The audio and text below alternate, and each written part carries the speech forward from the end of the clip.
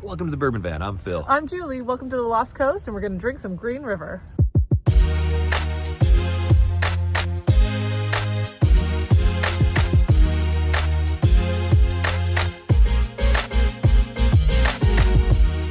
Well, we've been promising for pretty much this entire road trip that we would do this video.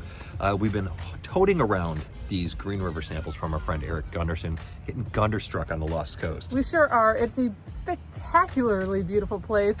This might be my favorite stop on the entire trip. We're not even going to tell you where it is. You're just going to have to do some research and find it yourself, but I'm loving it here. It's quiet. It's the middle of the week. Everyone's gone.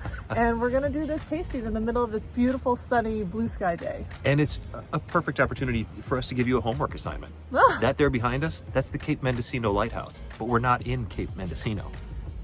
Maybe that'll help you figure out where we're at. Check it out if you're interested in it. What I'm interested in is this brand, Green River. We don't know much about it. We were introduced to it by Top Dog and Marty from Whiskey Nose during our Advent Tournament 2024. They submitted that as one of their 2 samples, the Green River Full Proof Bourbon.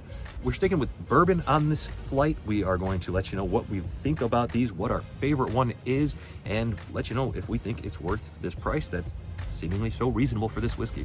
We're going to start with just the regular bourbon. 90 proof bourbon. Sweet, spicy, a little bit of that fruit cobbler there. Yep, good oak. Smells good to me. I'm ready to go in for a sip. Cheers. Cheers. Oh, I like it. Oh, it's delicious. It's a beautiful day to be drinking a 90 proofer. Yeah, the flavor is really fruity. I like the backbone of oak there. There is a lightness to it, but it's also like rich in flavor. Like that fruit note, that oak, that vanilla, it's really all there, and I'm really enjoying it. First sip, like it.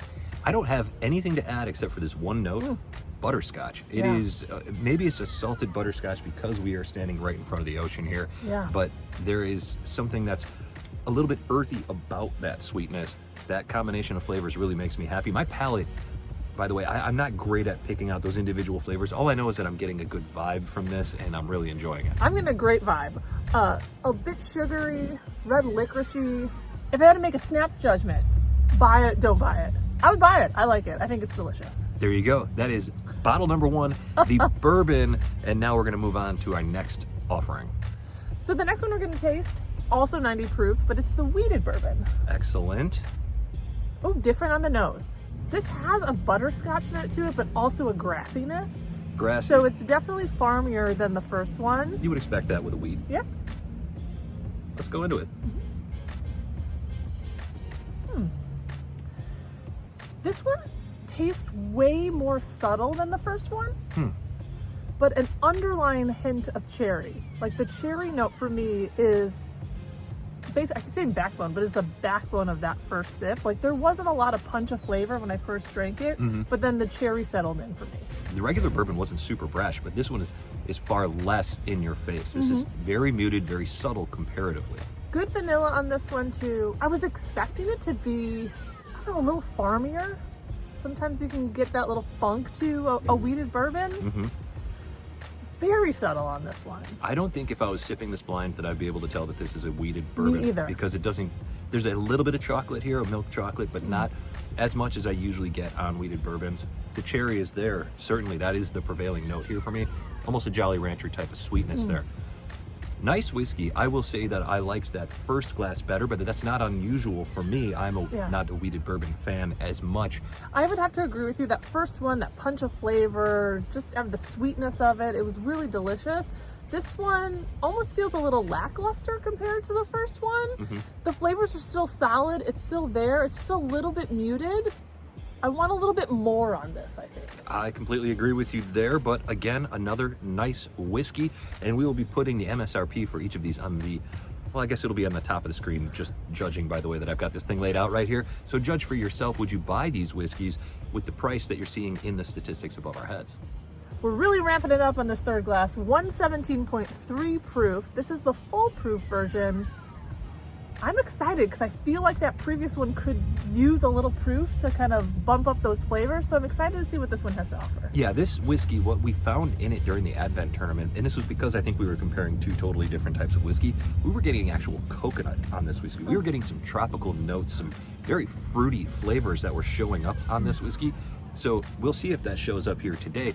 We haven't had it since the tournament. I am very excited to get into this whiskey. I'm glad you're here with me. You just have this way to remember everything that I don't. I can't remember anything except for whiskey. It's a curse.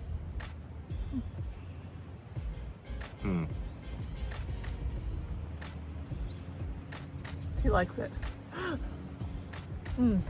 That proof really does hit you compared to those first two. I got a nice watermelon note on this. So this one does have fruity, but it's thicker. Like you can tell that it's got just a little bit more richness to it. Yeah. Oh man, I really like this one. We are back to the butterscotch with this one, and it makes me so happy. I really, really like this bourbon. I assume that this is their rye recipe bourbon. This is not a wheated bourbon, to my knowledge. Wow. That's great. Thank you for sharing these again with us, Eric. This is, for me so far, I did like that 90 proof bourbon. This, as a step up, 27 proof points higher, you would expect it to show off a little bit. Definitely does that.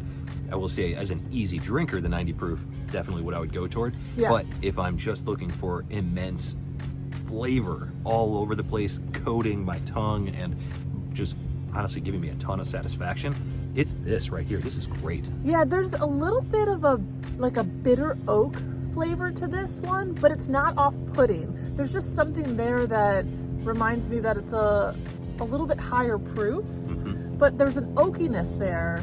And I hear there's an airstrip near us. New clue, there's an airstrip near us, and I think an airplane's about to take off, and I would be really excited if it flew past our head. It's one of the reasons that I set up the camera so that it's aimed a little bit upward today. It would be amazing if we catch one of these on camera. But yeah, airstrip very close by. That's clue number 2 for you. But for this one, that richness really comes through here. It's not as easy drinking as the first two. It's got a little bit more oomph, a little bit more flavor on this one. I think there's more oakiness than there is that fruit flavor, but you're getting all of that butterscotch, all of that cherry note. I got a little watermelon on this one. Delicious. You did say that it's not as easy drinking. It's still deceptively easy drinking. For 117, man, crazy. Delightful whiskey. I'm not going to take another sip of this just yet. I want to save a little because we've got one more high proof Green River bourbon to drink today. So for our final Green River sample, I brought the bottle over here. It is the Green River, this is a single barrel. It's the In-Law Suppression 119 proof. So just wanted to make sure I got that straight, but 119, we're up a couple proof points on this one. Oh, wow. Yeah, this is a fruit bomb compared to what we've been nosing and sipping. And In-Law Suppression, I love the sound of that. Do you know what this nose smells exactly like? Here it comes. It's like the Midwest salad. When you have marshmallows, pineapple with pineapple juice. There's probably nuts. It's like a taffy apple salad. There's like Cool Whip, not real whipped cream, Cool Whip. It smells so much like a Midwest salad. It's bright. It's so pineapple-y. And like the cherries, like maraschino cherries. Maraschino is exactly what I was just going to say. It's the bright red cherries that you get here. Wow. Okay, we're getting the same thing on this one. It smells very sweet. I'm excited to go in here. Yeah, I can't imagine if the palate's going to taste anything like the nose. Let's get after it. Yeah. Cheers for our last one. Cheers. Wow. So much tobacco, like cherry tobacco on the finish. And it's deep. It's the reason I love Cal 15. You get a little bit of that like great bourbon flavors. There's a leather presence here, but then too. There's like a dark flavors that come out, dark cherries and that tobacco note. That's exactly what I'm getting here. Ooh, I like this. Interesting that we were getting maraschino cherry on the nose, and I am getting it again on the finish, but that was black cherry through and through on the palate. This is an unusual whiskey here. This one strikes me as one of those whiskeys that it's a true single barrel, right? Single barrels are supposed to be unique. They're supposed to be different, and they're not supposed to appeal to every single palate. This one seems to me like it would be one of those that's a little bit controversial. Some people will love this and gravitate toward it. Some people won't. That sort of artificial sweetness that sweeps in the beginning and then shows up on the finish again takes this one out of contention for me as my favorite. But I do enjoy it for what it is. I like a whiskey that takes you someplace and shows you different notes, even if they're not notes that you normally would gravitate toward. That's happening for me here. I'm still gonna have a second sip, but so far this one isn't my favorite. It's odd, it's a lot of fun. Not my favorite though. For me, this one could get a little cloying. So there's something about that cherry artificial note. I think you hit it on the nose there. Something that could be a little cloying, a little cough syrupy if it went on too long. And obviously we're just taking a few sips here, but I disagree. This flavor for me is really remarkable. And I think maybe the difference sometimes is that I am somebody who is either looking for it just to be, I want it to taste like bourbon and be delicious, or I want it to be kind of crazy and funky.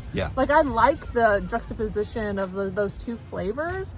And if it gets a little too weird in the middle, then I I want one or the other. And this one feels like, after drinking those first three, like I know what it's supposed to taste like, and they just kind of like took a left turn. This one is no doubt odd. It is spicy on the tongue. There's a great tingle that shows up here. I do like a lot of the things about this. I don't dislike this one at all. But I have a list of favorites based on this tasting right here. And number one for me is the Full Proof. Just so satisfying, so flavorful, beautiful whiskey. I really like this as number two. I think flavor profile was... this is number two? I think so. Flavor profile wise, it doesn't hit my palate perfectly, but the satisfaction, the way that it balances sweetness and spice, still it's an exciting whiskey, and that I like. Third for me is the regular bourbon, which was very close to this one. Just that level of satisfaction with the 90 proof bourbon. That's the only drawback on it. And then fourth is the wheated. Just wheated is not my cup of tea when it comes to bourbon usually. So fantastic whiskeys, all of these though. Yeah. So we're almost aligned. Okay. I'm going 3 as my number 1. Okay. The Full Proof. I love it. There's something about that richness, that flavor. It's still sugary and delicious. Outstanding. I'm actually going to go number 1 as my second. I was so close to making that decision. I just retasted it real quick just to make sure my lineup was correct. Trust your palate. It is lovely. I could drink it any time of the day, sunny or not. It made me happy. Let's have some for breakfast tomorrow. Yeah, for breakfast, exactly. But I took that sip. I remember taking that sip and smiling, and that's what I'm looking for when I'm drinking a whiskey. I love that. And then, ironically, because I did love this, I'm going that as number 3. Okay. It's just not an everyday. This is the single barrel, of course. Oh, I'm sorry, the single barrel, yes, as my number 3, so our glass number 4. I'm putting that in the 3rd position. There's just a little bit that could get cloying there at the end. Yeah. And then I'm going the wheated bourbon as my number 4. It just wasn't my favorite. I knew it right away that definitely the other ones were going to be better than that one. Yeah, absolutely. And again, it's just that wheated subtleness. And if you like a wheated bourbon more than a rye bourbon, you might prefer that one. So there you go. If that hits your palate, let us know if we were right or dead wrong on that one. But fantastic samples here. Thank you so much to Eric for sharing these with us so that we could find out, is Green River worth the price? And I have to say, what we've seen it for across the country is reasonable. I think that the bourbon and the Full Proof bourbon, if you can find them out there, as long as they haven't been marked up at your local liquor store, I think they're worth a buy. They're fantastic. I couldn't agree more. The Full Proof and the regular bourbon, if we see it on our way home, I'm picking up a bottle for sure. I don't know if they're in Oregon. We haven't been in Oregon since it's been over 6 months now, so I couldn't tell you if they've shown up there yet. But if we do see them, we will pick them up because they are outstanding. And another thank you to Eric. And by the way, I've been collecting pins in our travels, and that's why I'm wearing this hat today. In Whiskey Riot St. Pete, I got a Green River pin. And I put it on this particular hat. And so, I'm showing off my white hat again. I know some people don't like it, but I don't care because it's my Green River hat. From wherever we are. To wherever you are. Cheers. Cheers. Well, that was a delicious video. What a day.